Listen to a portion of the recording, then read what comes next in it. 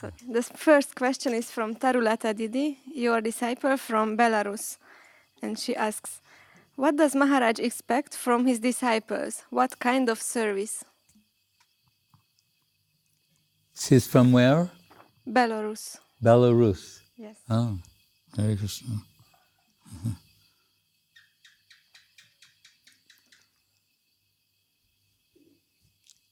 Well, I'm reminded of Srila Guru Maharaj's answer when he said, acquiring the proper angle of vision,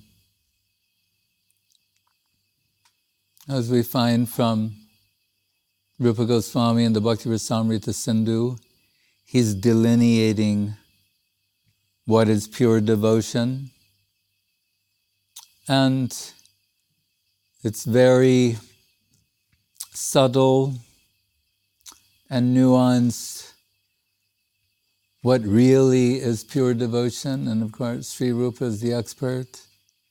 Says, Anya abhilashita shunyam jnana karmajanavartam anukulyena krishnanushilanam bhaktirutama.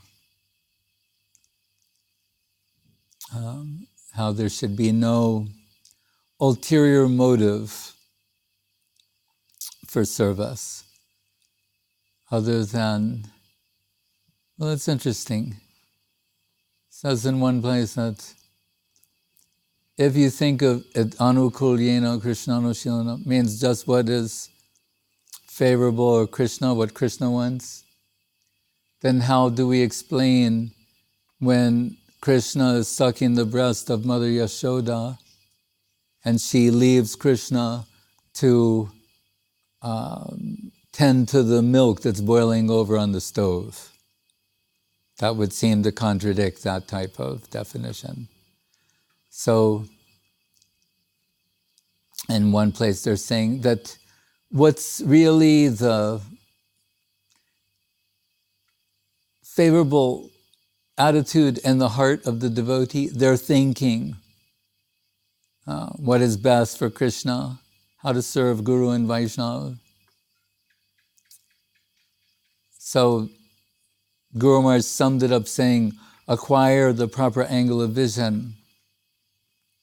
And the primal Guru mantra, Om Jnana Tirandasya Jnananjana Salakaya Chaksurun Militam Jena Tasmai Sri Gurave Namaha, is some acknowledgement on the part of the disciple.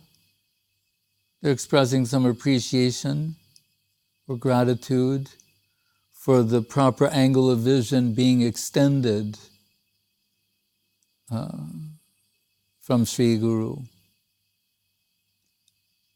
Because the world has made so much of an impression upon us in our hearts and minds, what's sometimes described in Sanskrit terminology as sanskar, means mental impressions, not only in this lifetime, but that are carried over from lifetime to lifetime.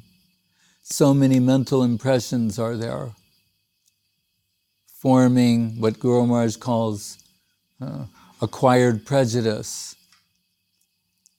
So there's already, on the basis of our karmic situation, an acquired prejudice, how we're going to interpret everything. So that can't be the way that we view Krishna consciousness, the way that we view Guru, Vaishnava, devotees, Seva, all these things, on the basis of some acquired prejudice in the world of misconception. So there has to be a willingness to offer oneself in service. And service means what's coming down from the higher plane. Not that what we can verify seems like a good idea or is pleasing to us, but what comes down to us through Guru and Vaishnava and their agents. So I like that all of those in connection with me, that they're serving the local leaders who are working in cooperation with Srila Avadut Maharaj. I know that there's very scant association. So Srila Guru Maharaj says, when we're not at an ashram, a center, a mat, a temple, then more emphasis will be given upon reading the books, the scriptures, taking the holy name. There may not be so many conventional service opportunities. But still, whatever our situation is, Shrotavyas kirtitavyas cha smartavyas chechchatabhayam, that we should hear about Krishna and his devotees, his pastimes, his qualities, his divine forms, his avatars, his incarnations. Glorify them, remember them.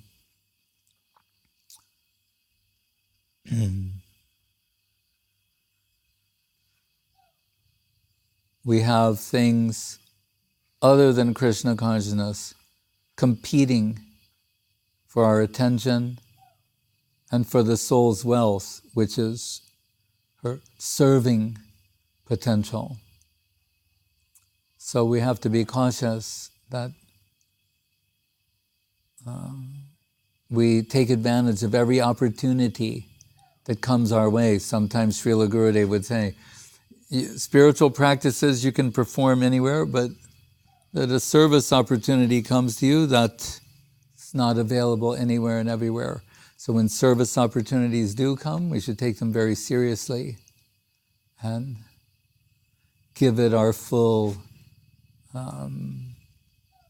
energy and attention. Yeah. Next question is from Izhevsk devotee. I feel like all my life I have been choosing to serve God, not to exploit. Choosing? To serve God, not to exploit. Not to exploit? Yes. Why then I am in the material world? Something must be off in your calculation.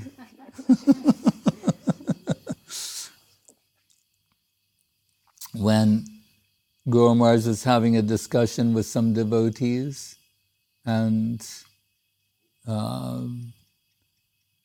one devotee, he said, "Oh, I feel sad for all the innocent people in the world." And Guru Maharaj said immediately, "There are no innocent people." He said, "We have all betrayed our Lord. That's why we're here." So it's good that you're reconfiguring yourself and restructuring your life in a service-centered way. But again, in the Bhakti Rasamrita Sindhu of Rupa Goswami, he's mentioning what they call prarabdha karma, aparabdha karma, different stages of karmic expression, what we've got in this life, what may come in the future, but what was also there in the past. So we didn't come into this world to serve Krishna, unfortunately. Now that opportunity is there, and it's good. If you can't remember a time when you were not serving Krishna, then my dandavats. That's the liberated position. The devotee may reach a stage where they don't remember ever any other type of life or condition. Just like Guru Maharaj likes to call Vasu Ghosh, Jadigor Nahoita, Tabiki Hoita, Kamari Daritam Dehe, Radhar Mahima Prema Rasa Simo Jagata Janatake. He's so happy about Mahaprabhu. and Radharani and all the devotees, and he's thinking, like those Braja Gopis, Rupa Goswami's Chaitanyastakam, Sureshanam Durgam Gati Ati Shayanopanishadam. Suresh Durgam. Even the gods, the highest type of gods, they don't get this. Ati Shayano Upanishads, they're bereft. Later, when they realize the possibilities, they're apologetic with regard to their not fully clearly indicating Krishna Lila. What to speak of Gaur Lila? So he's saying, there Muni Nam Sarvasam Panata Batalima Madhurima Vinir Yasya Premno Nikila Pashu Palam Bhujadusham Satchetanna Kime Punar Apidashor Yashatibadam. But the Braja Gopis, they're very happy to see that the sort of wealth that's within the heart of their mistress, that means Srimati Radharani, that Krishna has embraced that position. What can be better than that? Like if someone important joins, we like to advertise, broadcast that to everyone. So it's like in Mahaprabhu's time, when Sarvabhauma Bhattacharya was converted, they're telling everybody about it. So, but here, the Braja Gopis, they converted Krishna to their cause. Now he's a devotee. And did you hear Krishna's become a devotee? So what to speak of anybody else? We converted Krishna to this. And the sort of love that is in the heart of our mistress, now that's Krishna's mad with that. And so Basu Ghosh, he's so happy about all these things. His world is a very beautiful world. Krishna has descended as Gauranga Mahaprabhu, like in the Arati song we sing at night. And he enveloped in the heart and halo of Radharani. Radharani's little smiling, manda hasa, a little smile. Like maybe the origin of the Mona Lisa smile. Better, million times better than the Mona Lisa smile. She is smiling. Oh, Krishna, you've taken my heart. Now you see what I've been experiencing all this time. So he's very, for a devotee, real devotee, like Basu Ghosh, like that Sajjan Toshini, the pleasure of those type of devotees. We want to be bathed in their vision. And Guru Maharaj says, acquire the proper angle of vision. Acquire the angle of vision of Vasu Ghosh, who cannot imagine a time without Gauranga, without having this connection, a world without Gauranga. And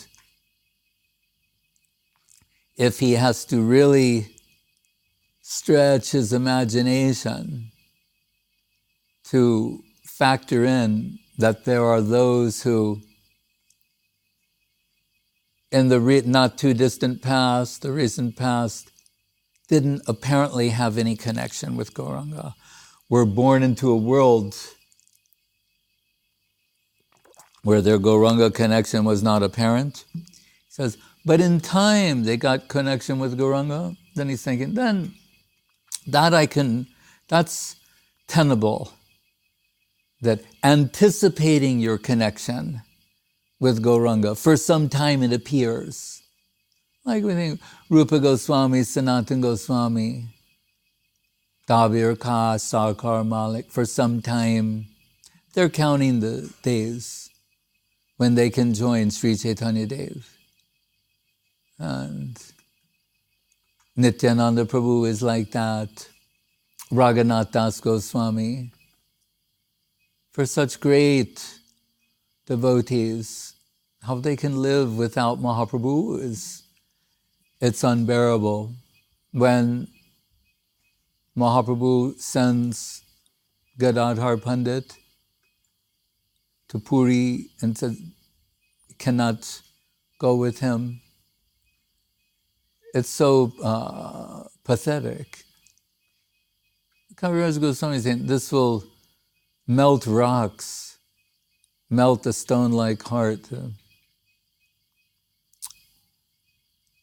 When you say pathos, how pathetic that they have so much love for him and have to live in separation for some time. Gadadhar Pandit was told to take the Kshetra sannyas, to live in Puri and never leave it. And he said, I throw that. To hell with the Kshetra sannyas, I want to be with you. Mahaprabhu said, I understand that, but it's not so good. Dispense with your vow like that. But Gadadhar Pandit, when Mahaprabhu came back to Puri, Gadadhar Pandit cooked very nicely, as we can't conceive, but being Radharani herself, and there's no better cook than Radharani. Even Yashoda employs Radharani in cooking. Prabhupada said, this is a kitchen religion. Cooking is very important in Krishna consciousness. Our scriptures have recipes in them. What other scriptures have a list, like the slokas are all different types of prasadam. Some of them go on, page after page after page. And Srila Gurudev, he knows what all these things are. I would learn 1 or 2 new ones a year, but he knew what all of them are. And at Saki Charan Babu's house, they would make these incredible kind of feasts. 50 years later, Gurudev would still be talking about it. So anyway, they want to cook for Mahaprabhu. Tapan Misra, Sarvabhauma Bhattacharya and his wife, Advaita Charya and his wife, Mother Sachi, Raghava Pandit, and Damayanti. So, what was the question? Why then I'm in the material world? Oh, why this person?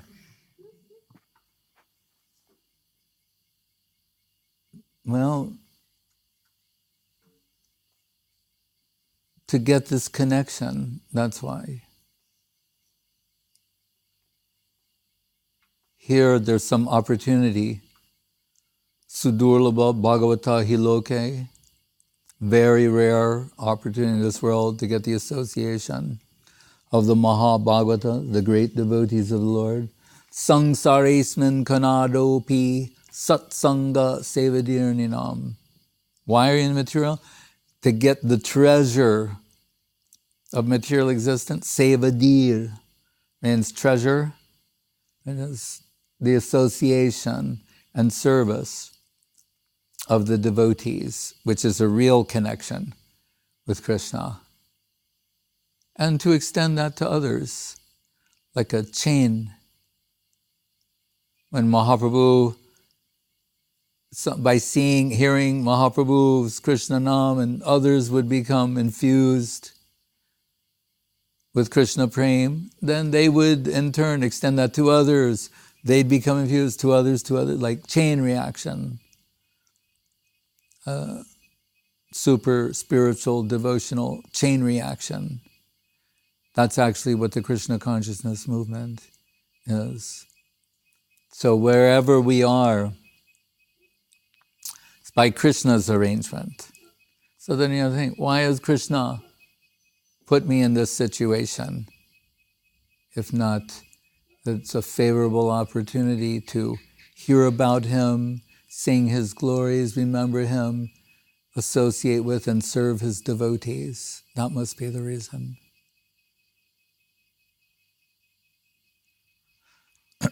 Next question is from Dinanath Prabhu, Belarus. Srila Sridhar Maharaj often quotes a shloka from Bhagavad Gita, 6.40, Nahi kayana krit kaschit durgatim tata gachati, and translates it as, a sincere person cannot be deceived. Sincerity is invincible. A sincere one will never lose his way. It seems that there is also a gradation in sincerity, from the absolute sincerity of Srila Sridhar Maharaj to the full self-delusion of some addict. It's almost never... Of what? Of some addict. ADD. Addict. Yes. Addicts.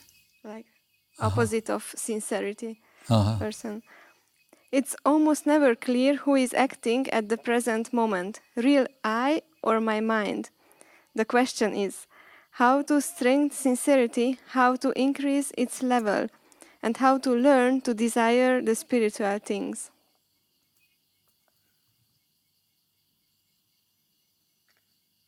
Well, it means to be proactive, that when I say satsanga, sadhu sangha satovare, by superior association we improve.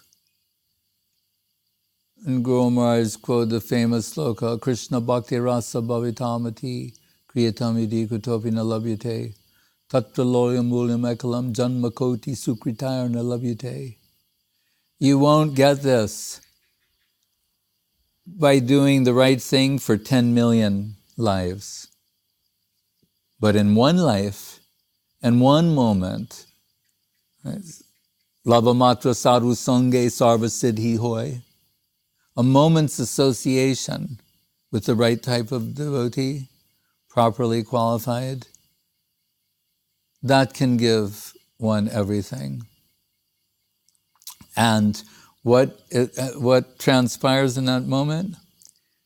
The awakening of the lolyam, hunger, hankering for Krishna consciousness. Sometimes Guru Maharaj called it hunger.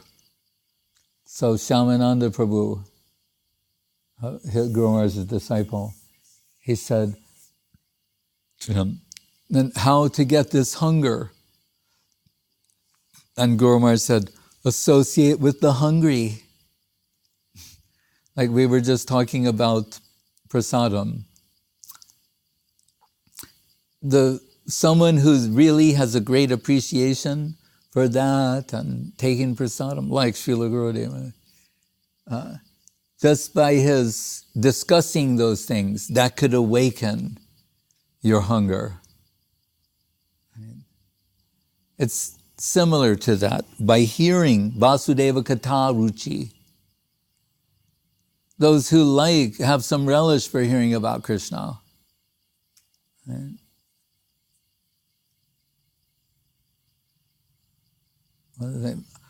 Dharmasya svanustita pungsang vishakshena kathasuya notpadaye yadiratim shrama eva hi kevalam.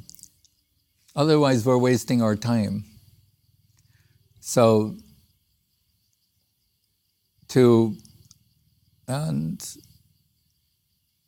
hearing about Krishna is very important.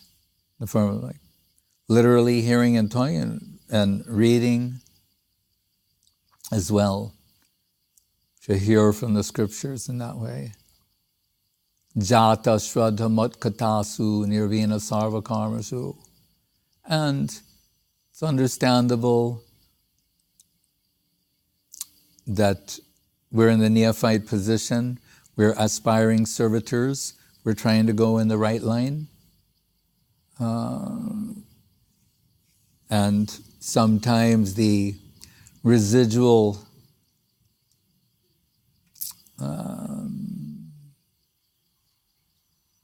effects of our karmic activities.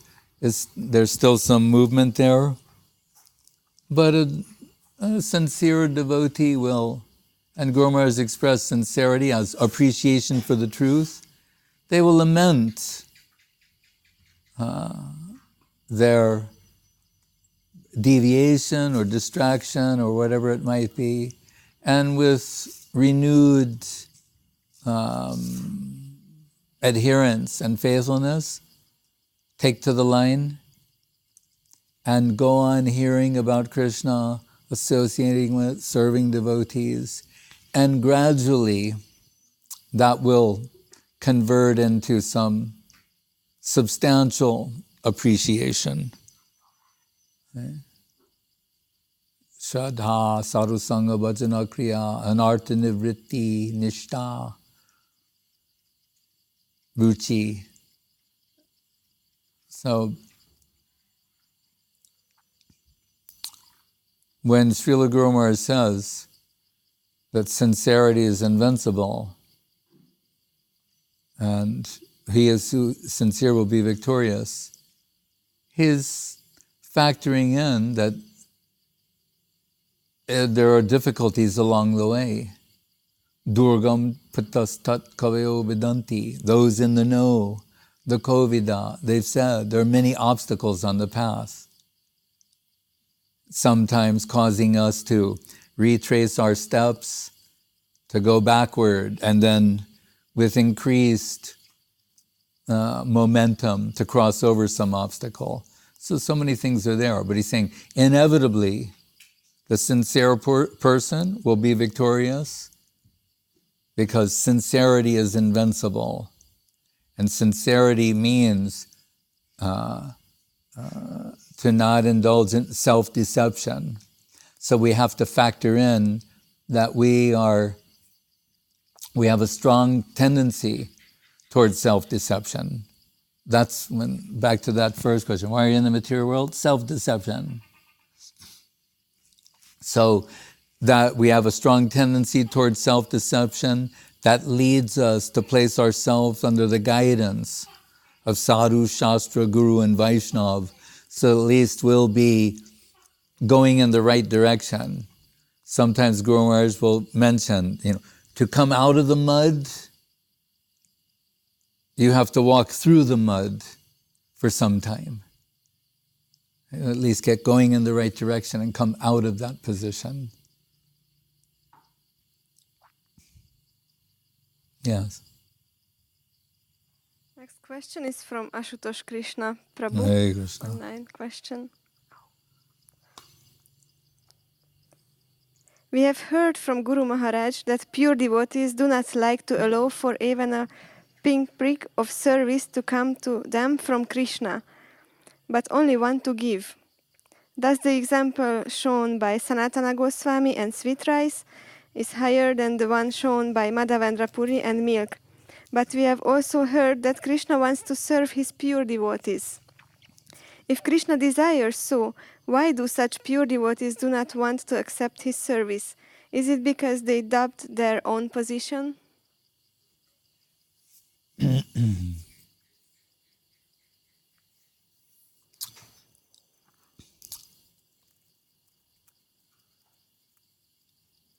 That can be part, but also they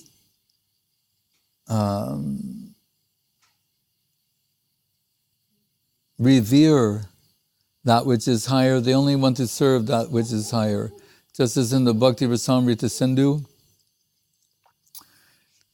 that was published under the direction of Srila Guru Maharaj, that the translators came to one section that was perplexing to them, where one devotee is saying, I don't care for Baladev, I don't care for Lakshmi, etc. And they thought, this doesn't sound like the expression of a devotee. It's like lacking humility. He's saying, I don't care for Baladev, I don't care, why is this being, this sort of expression and example being given?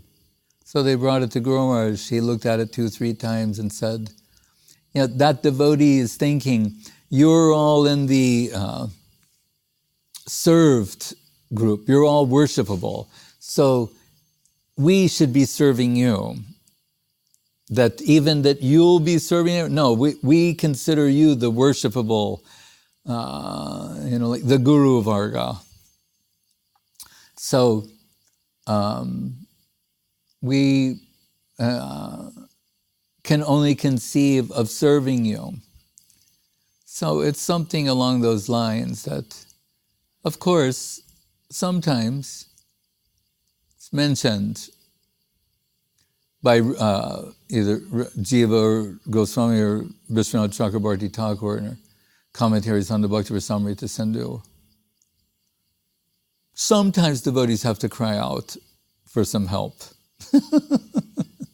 They do that sometimes. But we're told in this, the examples mentioned, Sanatana Goswami Prabhu, this is supremely high example of that. And specifically towards Srimati Radharani. It's beyond what we can conceive. But when we say Radhar Mahima, she's so great, it is inconceivable to him to think of taking service from her. So, if the devotees are convinced that that is for the enjoyment of Krishna, that's the exception. As we're told, Radharani's group, they're only promoting her because they know she can satisfy Krishna the best. Right? And they get 10 million times more pleasure and happiness in that than direct connection with Krishna. But conversely, Srimati Radharani, her happiness is pushing her servitors toward Krishna at different times.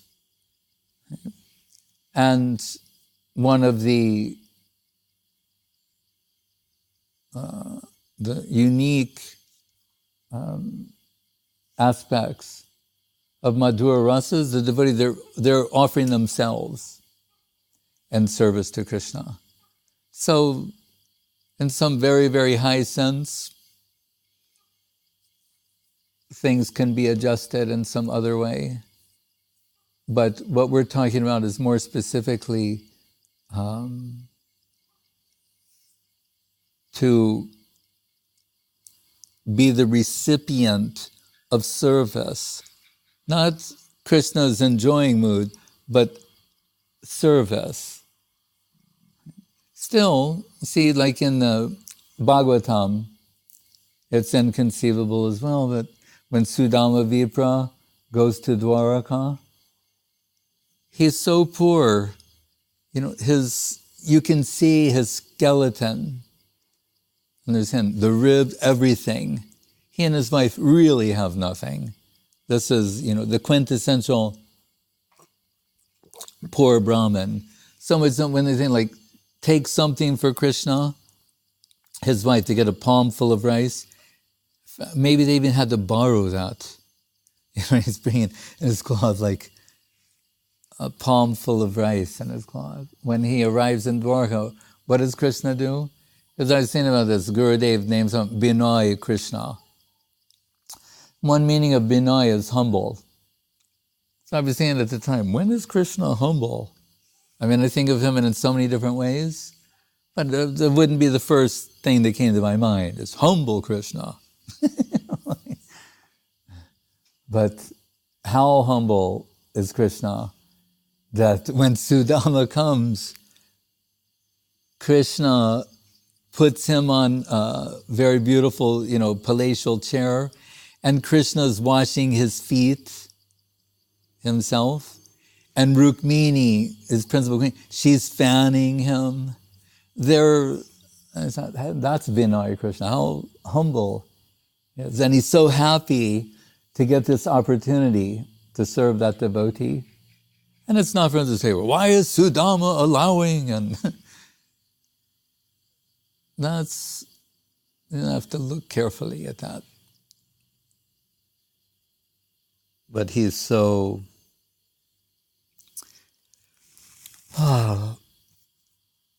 besides himself, remembering his friend. He and Krishna were in the Gurukul together, or in school days. But so there are, when we say these things, it's not the Krishna is serving the devotees all the time, actually, but they don't ask for that.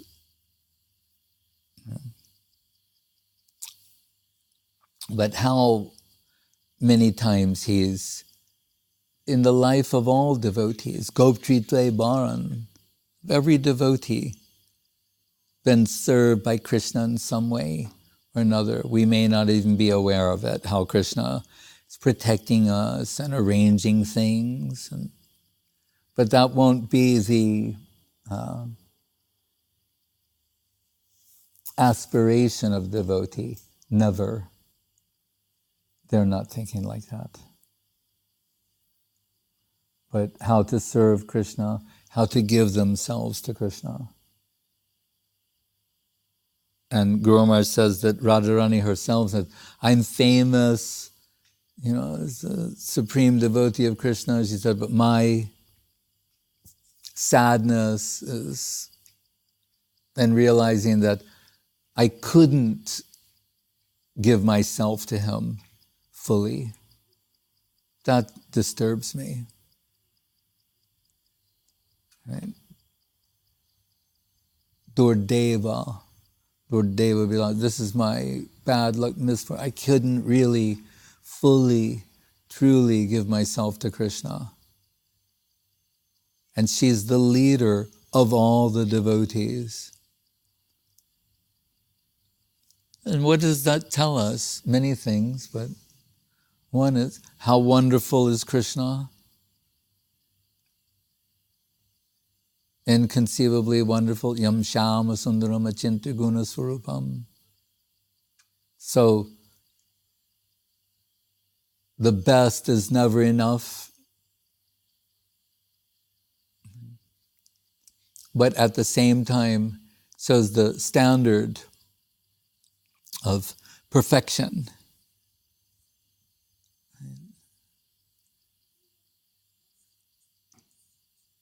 That the higher servitors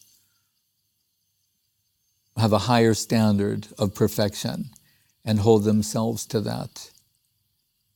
And that was Guru Maharaj's point with regard to Sanatana Goswami, that pastime. It's not in any way to decry the position of Madhavendra Puri. It's just for the sake of analysis, giving some comparison. But we see Madhavendra Puri, he's on the one hand so happy to receive that kir of Gopinath, but when he thinks of the attendant fame that his reputation will be, that he's a great devotee of Krishna, he has Krishna prema, he's running from that. That consequence he's unhappy about.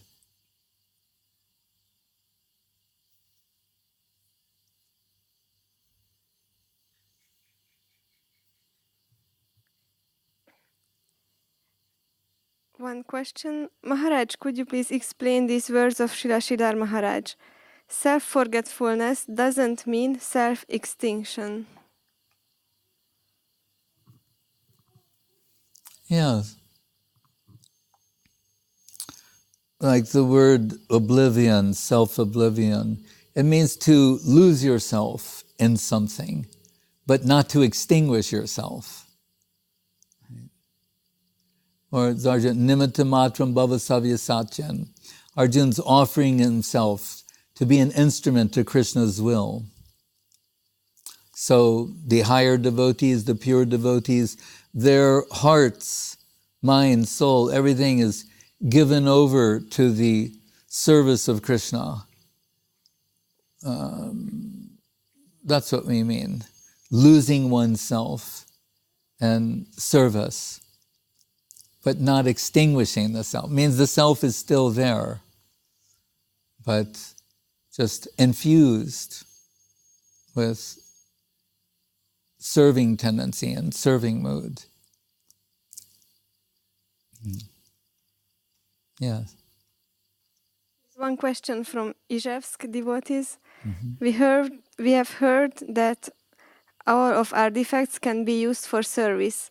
Like anger we can use towards those who are against to our guru. But what can we do with lust?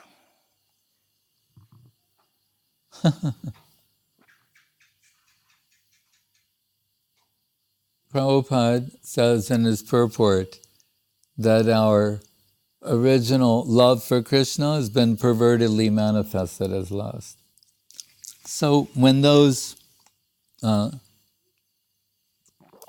Kam, Krodh, Lobha, Matsarja, etc., they're mentioned, high examples are given, meaning Hanuman, his perhaps the anger and retaliation for Ravana's kidnapping Sita, sets fire to Sri Lanka. And the Braja Gopis are most often given that, was it Sloka Kama Krodha Bhayad Snehan? Like Kamsa is always angry, but he's thinking about Krishna. He wants to kill Krishna. He's meditating on Krishna 24 hours a day. But how to kill Krishna? So that's not anukul, favorable. But the Braja Gopis, they're, in one sense, thinking of Krishna the way teenage girls think of a beautiful, attractive boy. It's very similar to that. Right? Because we can say from a Jnana Shunya Bhakta point of view that they don't know he's God, they're just attracted to this boy who happens to be Krishna.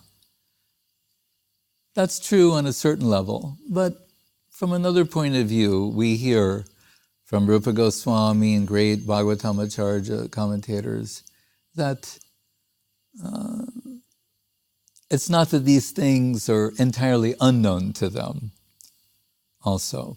They're so deep in a particular role in Krishna Lila that they're forgetful of all these things, yes. So it's saying, so here's an example where these girls, they're just madly in love with this boy, and that takes them to the highest position. But one of Prabhupada's catch words was dovetail.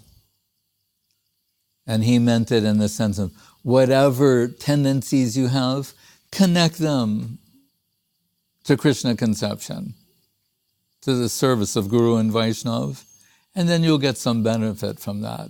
So if we want to go from lust to, say, passion, you can be passionate about your service. That you can do. Employ your passion and trying to perfect whatever service it is you're doing for Guru and Vaishnava. That would be my advice. Hare Krishna. Tam Prabhu from Hungary and Rashishwari Didi from Ivoti. They are sending their Dandavat pranams. Dandavats. Hare Krishna. Any other question?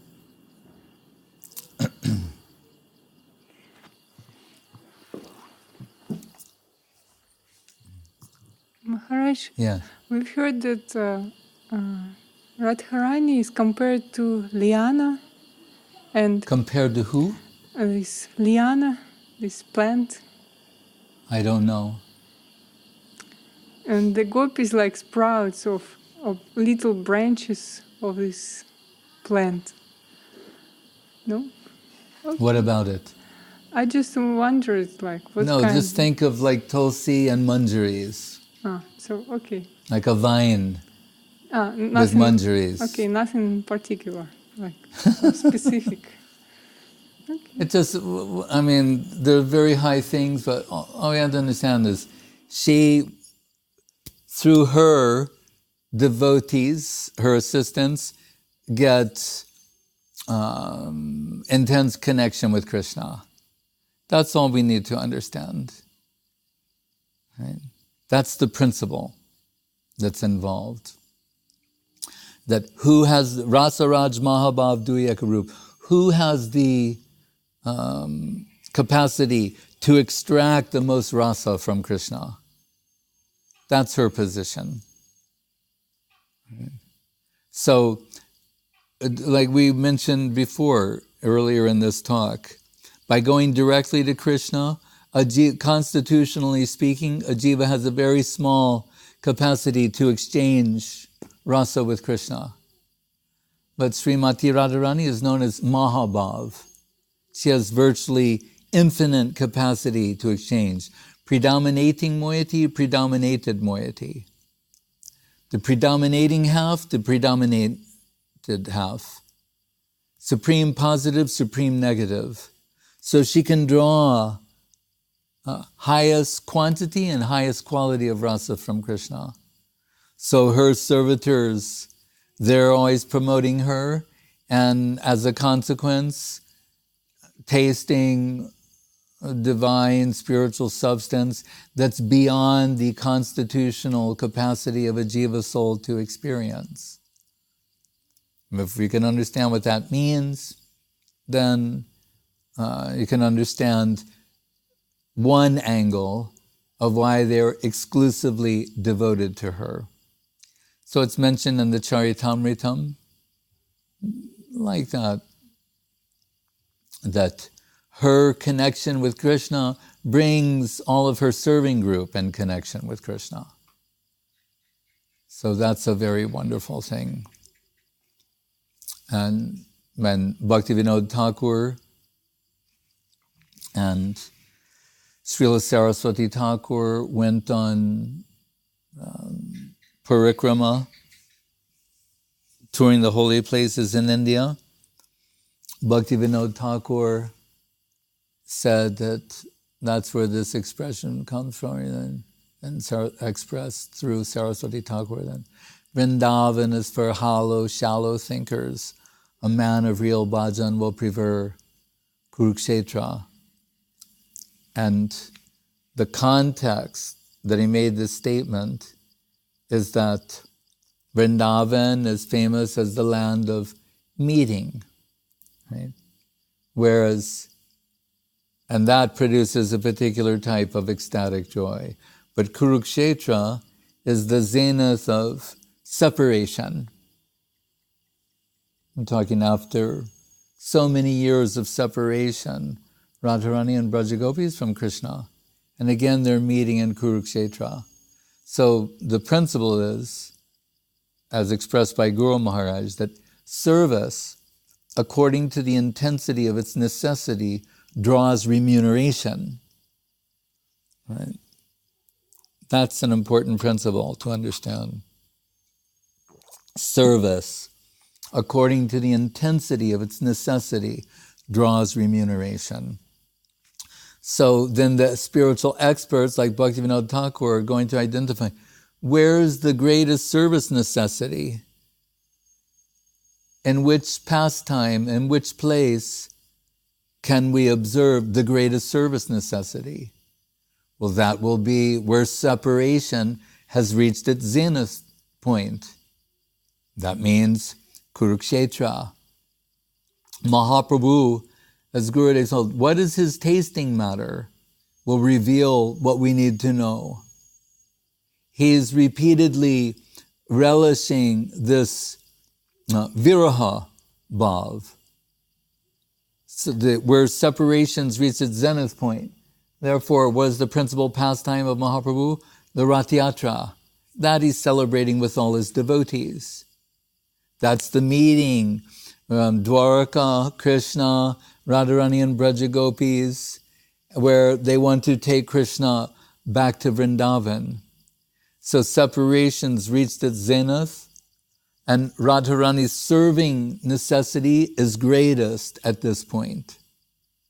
So Bhaktivinoda Thakur told, if we can enter that plane of service, he said there's no question of ever coming down to this world again.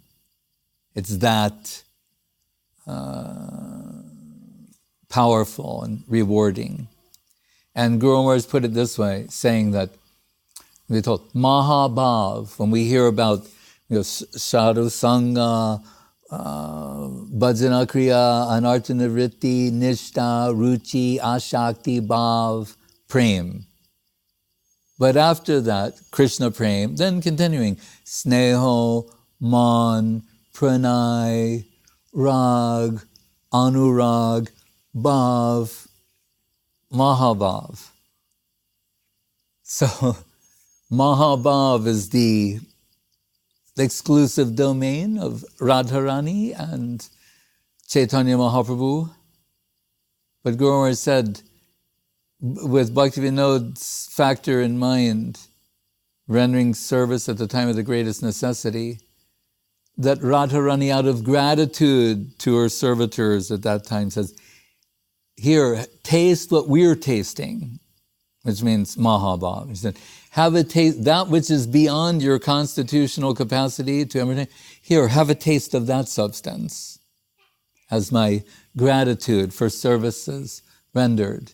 And Guru Maharaj said, once you've had a taste of that substance, all other rasas, what to speak of all other taste, become tasteless. So that's why another reason to put in the column, why her group is so devoted to her. They're tasting what is beyond the constitutional capacity of a jiva soul to relish, what is the impossible. Right? So that's why Bhaktivinoda Thakur said, Vrindavan is for shallow, hollow people. No, Vrindavan is for the highest section of liberated souls. Right? But from this perspective, he said, it's for shallow, hollow people. A man of real bhajan will prefer Kurukshetra. Was there a question? Why did I say this? Oh, I remember why. I know why. Yeah. So,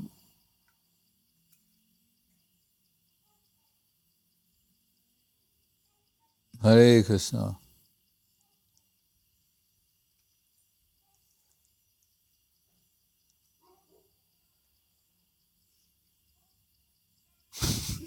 Everyone is searching for sweetness. Bahye Vishajalahoy Vitare Anandamoy Krishna Prema Adbhuta Charit. But as Gurudev said, what is Mahaprabhu's tasting matter? Then you'll understand. Beyond the conventional sweetness of Vrindavan, the substance that can be relished in separation, that is unknown in this world. Pidabir Navakalakuta Katuta Garbhasya Nirvasano Nishandena Muda Sudha Muda Madhurima Hankara Sankochane Prema Sundari Nandana Paro Gayantes Putama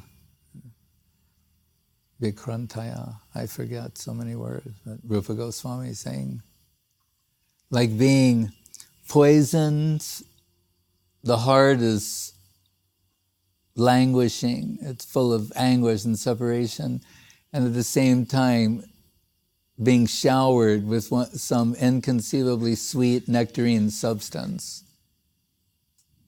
That's the paradox of Krishna Prem. Union and separation. Hare Krishna.